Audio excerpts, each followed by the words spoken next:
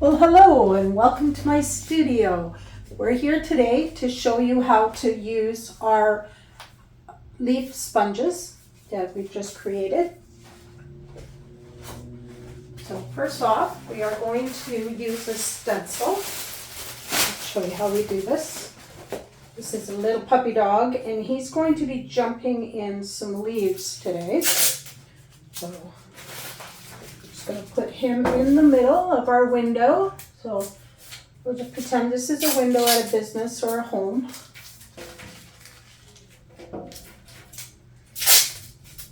And just tape him up like that. And we can do this whole window in usually about under half an hour. So first thing we're going to do is we're going to use a Sharpie to trace this stencil on. Now this would be the outside of the window that you're putting the plastic on, and we're going to paint on the inside of the window.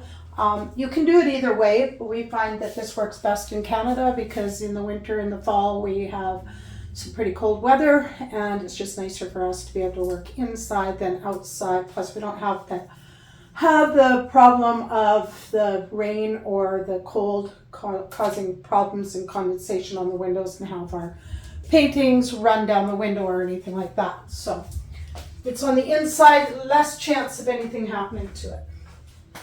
So we're going to trace this puppy just like this. And hopefully you can see on the other side.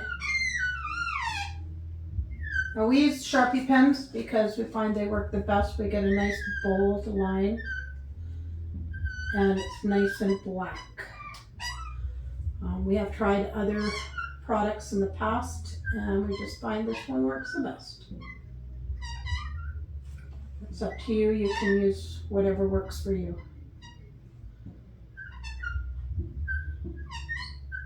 So we're going to have this puppy jumping in some leaves and I will show you our leaf sponges in just a few moments.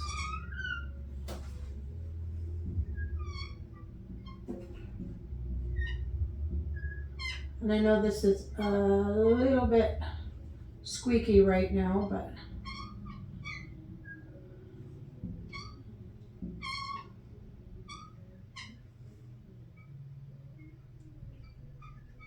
you just have to bear with it. That means the window's quite clean. We just cleaned this window in preparation to do this video.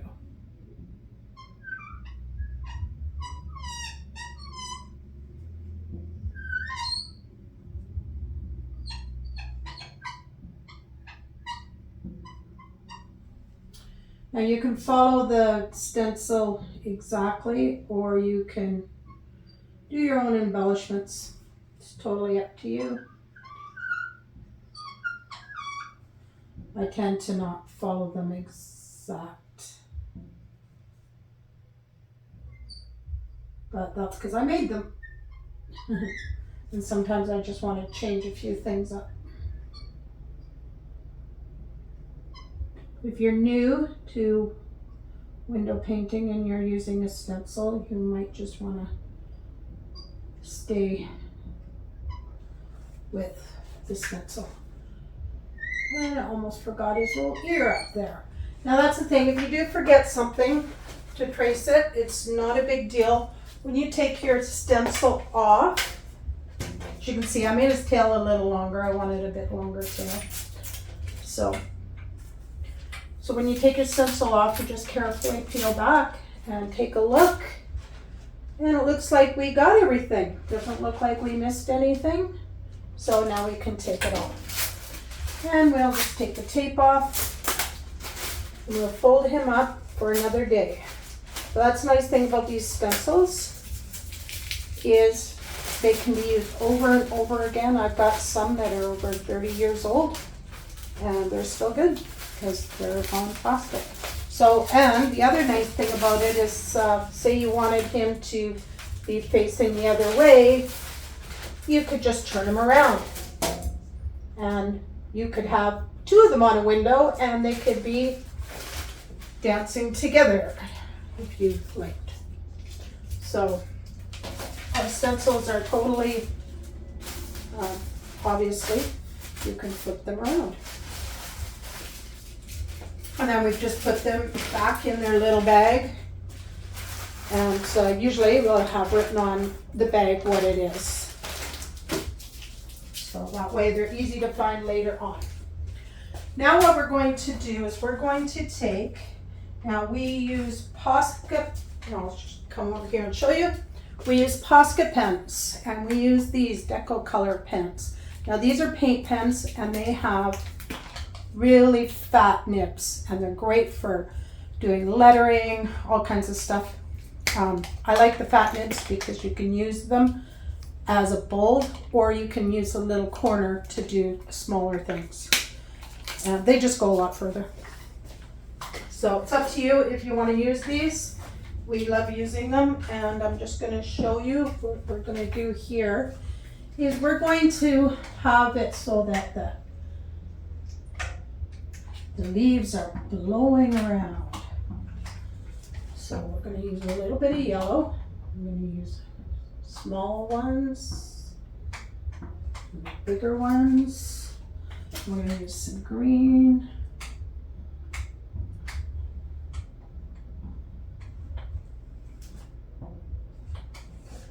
And if you want, you could just do this in white too, but I kind of wanted to try some different colors today.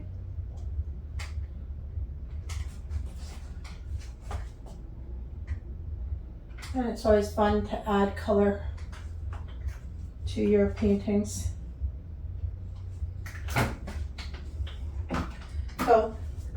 So that's going to give us our motion of the leaves falling. And now what we're going to do is we're going to take our colors. We're going to have green. I'll show you this in a minute. And orange.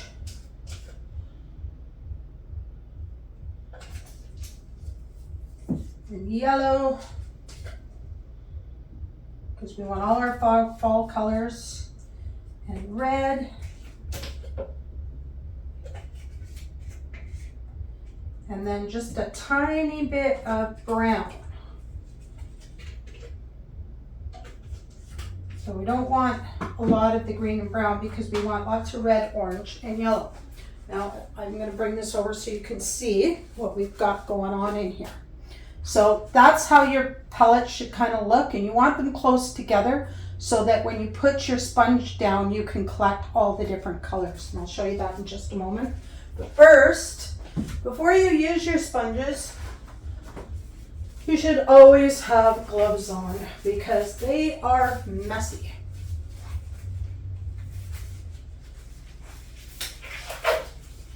So there we go. You can use whatever gloves or you can get your hands on, kind of thing, so to speak. Okay, so what we have here is I'm going to bring these up close so you can see them. We have a large maple leaf type leaf. We have a medium one. We have another medium one in a little bit different shape.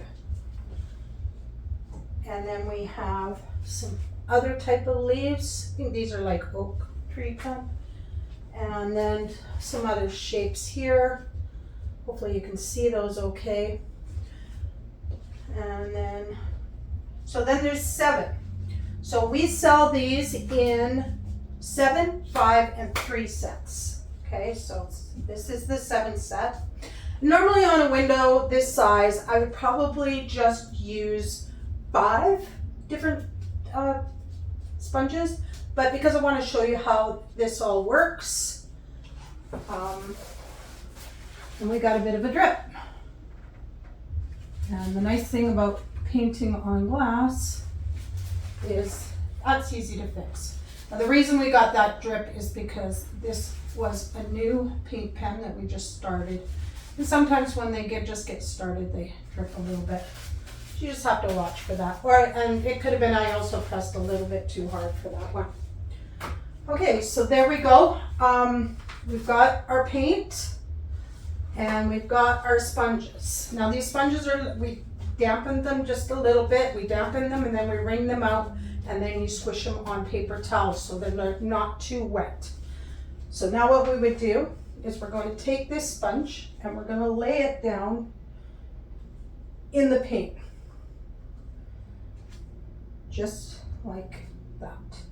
So now see, this is what I've got. But now there's way too much paint on there. So what you're going to do is you're going to dab it off with another sponge. We're going to take this and we're going to, because we want the puppy to look like he's jumping in a pile of leaves, I'm going to put the leaves down here. Now you can change, so you don't want them all going the same way. You want them kind of going a little bit different. Because he's jumping in the leaves, we're going to cover a little bit of his foot. And then we'll paint it in later. So we just want to have these going different directions. And I always start with a large. It just makes it easier to put the other ones in between. Because otherwise, if you start with the little ones, it's kind of hard to judge where the large ones are going to go. So even when we're doing, we also have snowflake sponges, and even when we're doing the snowflake sponges, we always start with, I'll put that one up there. We always start with the larger ones and go down to the smaller. So now I'm going to take this one and we are going to put some more paint on. And dab it off again with another sponge. So we're going to take one of these and go like that. So now it looks like it's flying through the air. Put one here and maybe one there. We don't want all these leaves to be the same. We want to change it up a little bit, and we're going to put one here. So when you're doing your bottom leaves like this, you want to make sure that you leave a little space in between. They can overlap a little bit, but you do want that little bit of space just so that you have the definition of the different leaves. And now we will go to another size. So as soon as you find your sizes are getting too squished together, just grab a different size.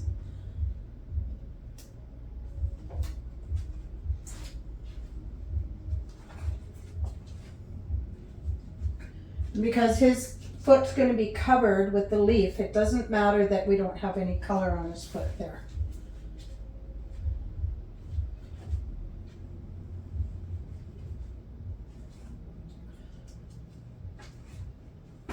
Oops. Now see, it shows you what can happen. I should have put more paint on that sponge. So if there's too much paint on the sponges or not enough, they will fall off the window or slide down. So they'll fall off if there's not enough paint, and they'll slide down if there's too much paint. So that's why you have to try and make sure. And it's a bit of a learning curve, but it's a pretty easy one. After you do this a few times, if you can practice on your windows at home or a friend's window, then you'll be able to judge how much paint should be on your sponges. So we'll just throw a few there, maybe one there. And we don't have to put them always on the swirls. We can put a few around. Oops, almost lost that little dude. And how about one there? And then we're going to put a couple big ones on these bigger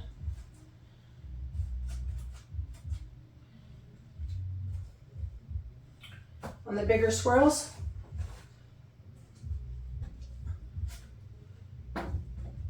So you can see how when we dip the paint that way, actually I think we're going to put two on that one just because it's so long that we could get away with doing that.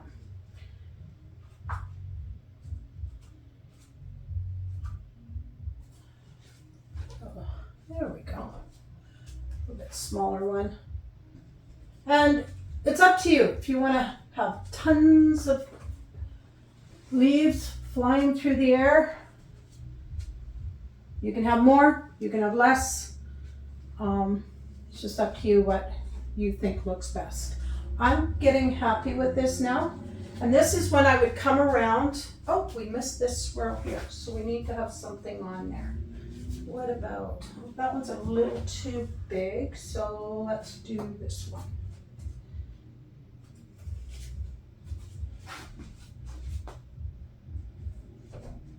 There we go. So now what I do is I go, if I was in a store or a home or whatever, I'd go around to the front and I would take a look.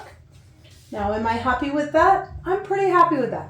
But I think I need to fill in a few more of just these empty spaces with a few little ones.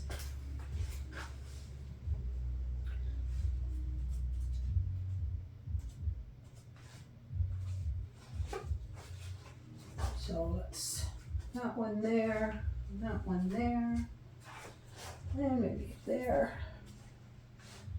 I've got a little more green on here than I kind of wanted, so then I can just change it up. And the nice thing about these sponges too, which I forgot to mention earlier, is that you can turn them around. If they start getting muddy looking, like this one's starting to, you can turn it around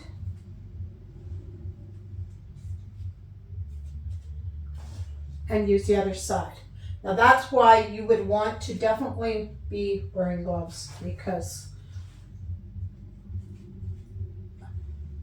to try and do this with no gloves, as you can see, my one hand is pretty dirty. There we go. I think I'm pretty happy with that now. And like I said, you can add more if you so choose.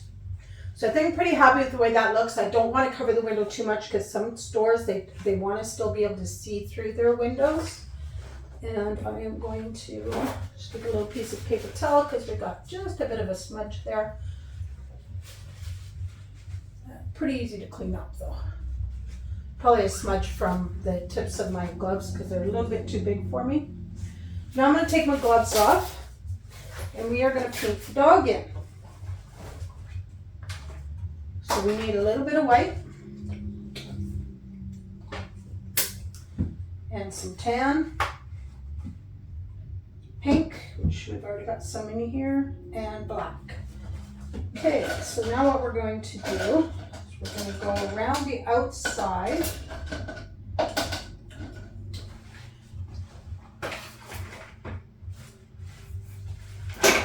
Just going to go around the outside of the puppy with white.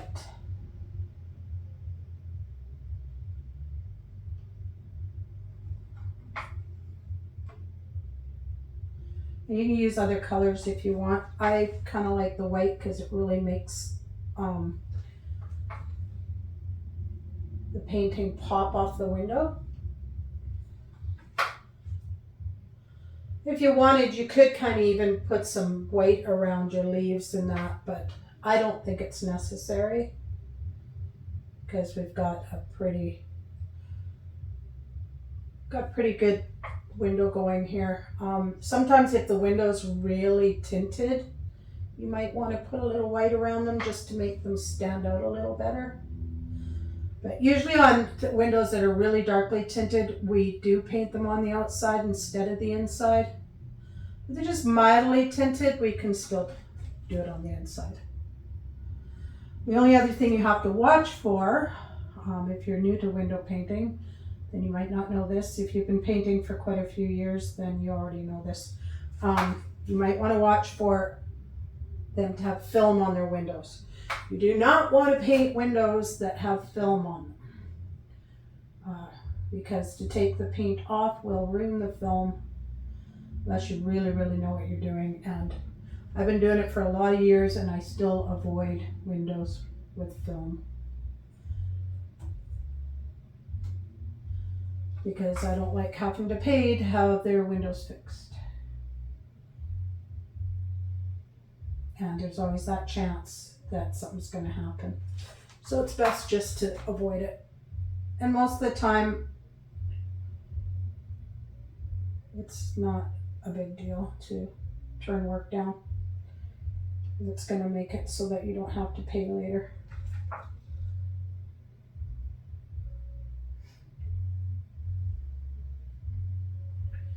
So yeah, so I'm just doing all the white first.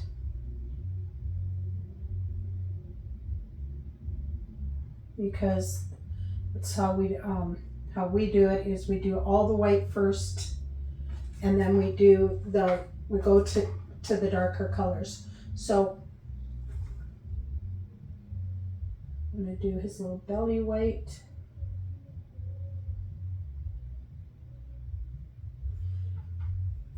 And we always do red last.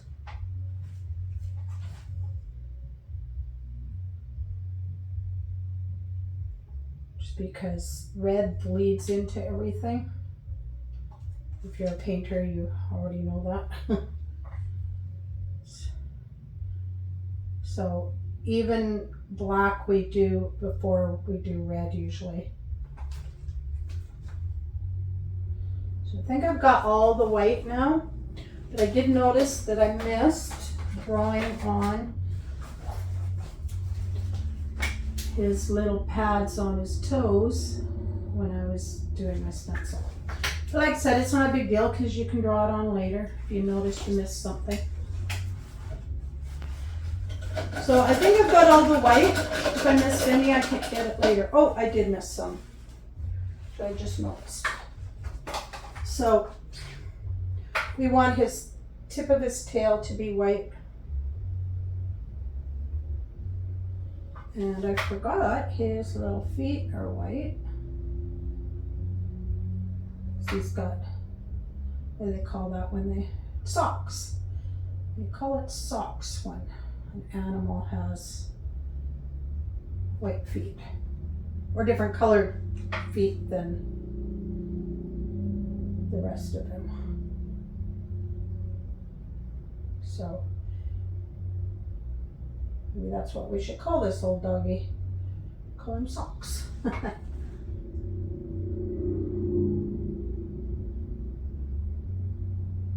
So you can color your dog whatever color you want, or you can use a different character even. You could have a little boy jumping in leaves, or a cat even.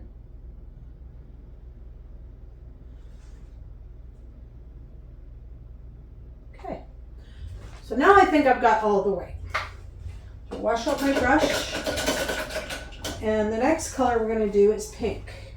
And I like doing pink on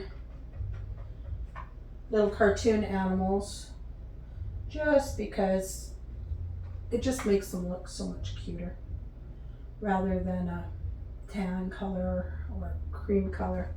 And the pink just tends to show up on windows better too. So if he was more of a realistic looking dog, I would do him differently. But because he's a cartoon, the pink works. Okay, and so I think that's it for the pink. Oh no, I missed again.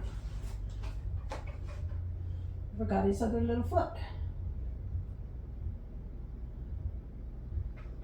And that's the nice thing about having this paint palette rather than little cups of paint.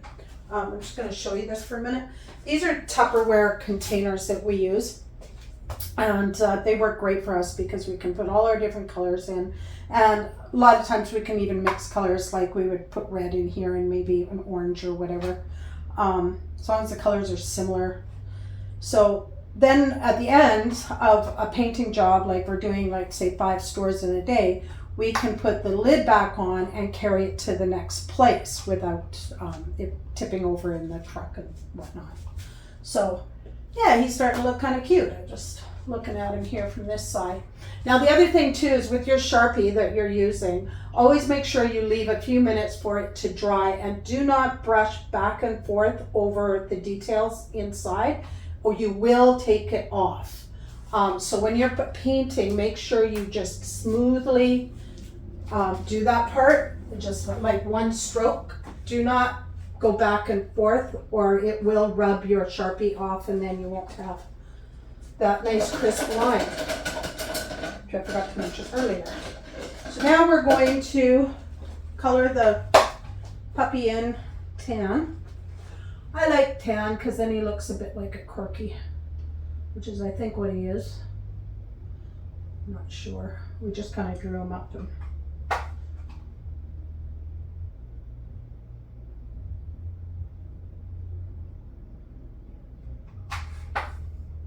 So we make all our own stencils for our window paintings, and we will soon have our stencils up on our website for sale. There will be a link at the bottom of this video so that you can order sponges. We have snowflake sponges and of course our leaf sponges. So you can go to the link and order stencils, sponges, etc. And over time we'll probably be adding more to our catalog to help all those window painters out there out, so that just make life easier for everybody. We've been doing this for over 35 years now, and I've found some easier ways to do things, and it's just nice to share that. Plus I want to hopefully retire soon. Can't be doing up and down ladders anymore.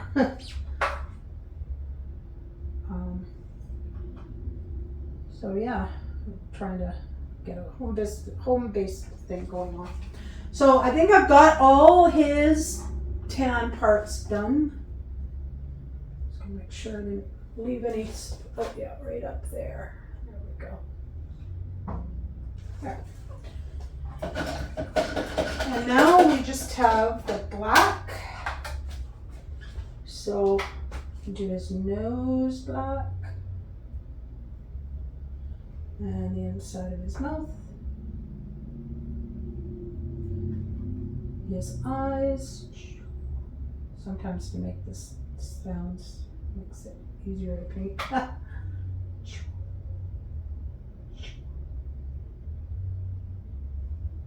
And then I'm going to add just a little bit of white to that black so that we can do a little gray around his eyes. Maybe a little more white. Oh, no, that's too much. So blend your colors however it works for you.